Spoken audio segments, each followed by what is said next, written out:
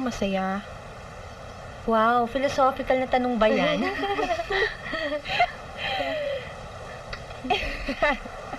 Hindi, kasi di ba maganda tayo. May utak. Hindi naman tayo mahirap. Pero ba't di pa rin tayo masaya, di ba? Paano yung mga mahihirap sa payatas? Yung mga nagsisyampong di gumagamit ng conditioner? Ano sila, miserable? Alam mo kasi, masyado kasi natin binibigay importansya ang mga lalaki. Hindi. Mali, nafo-focus lang tayo sa love. So, mas practical kung maging man-hater?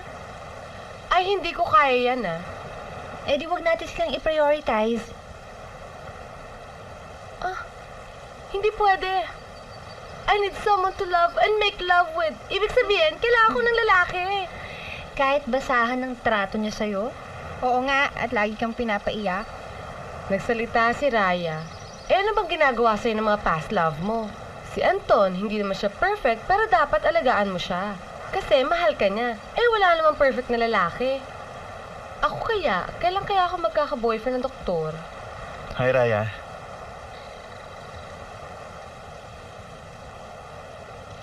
Kaibigan ko, si Hil. Ay, doktor ka rin? Veterinarian.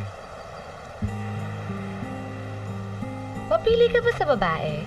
Basta mahal ko, magiging responsableng ina sa mga anak ko, okay na yan. Paano kung di na virgin? Hindi na pinapansin yun. Paano kung 11 times na hindi na virgin? Hindi na mahalaga sa akin yun. Attracted ka ba sa akin?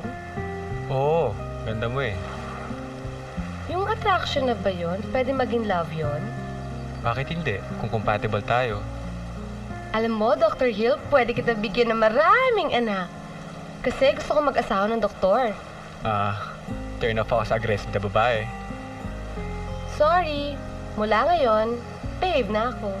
Pero favor lang Pwede bang seryosohin mo ko? Subok lang. Mga 2 months.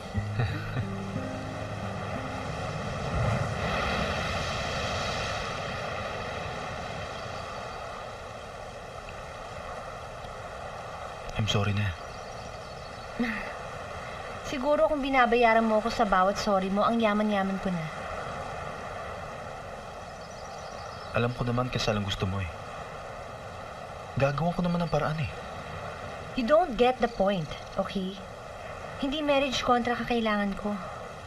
Ang kailangan ko, security na kaya mong panindigan. Yung commitment mo sa akin at sa magiging anak natin. Hindi ko kasi maintindihan eh. Masyadong abstract yung gusto mo.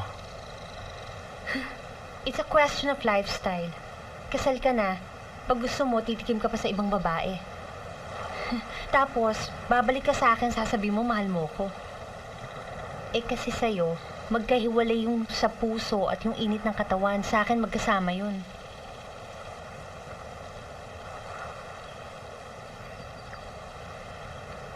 Sige, I'll try. Just give another chance. Please.